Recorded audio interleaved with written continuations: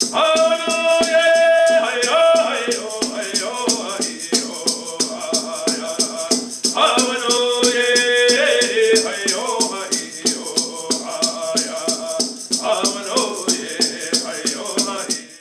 these two particular figures, John Norton and John Brant, were significant because they were war captains at the Battle of Queenston Heights and in other battles throughout the Niagara region, battles in which they really helped turn the tide of events.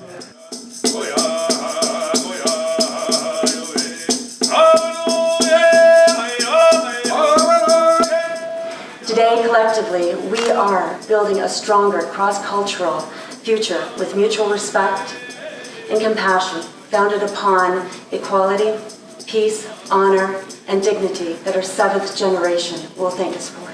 Jimigwich.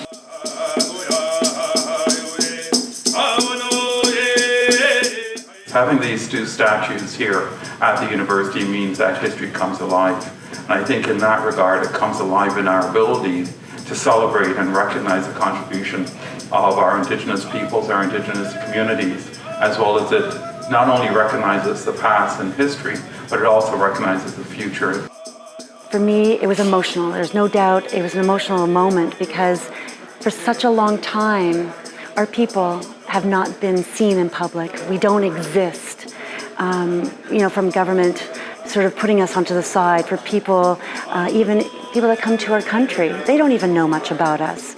So for me, it's like finally we have a platform. We're being seen. And if we're seen, then we're going to be heard. And if we're heard, then we're going to be respected.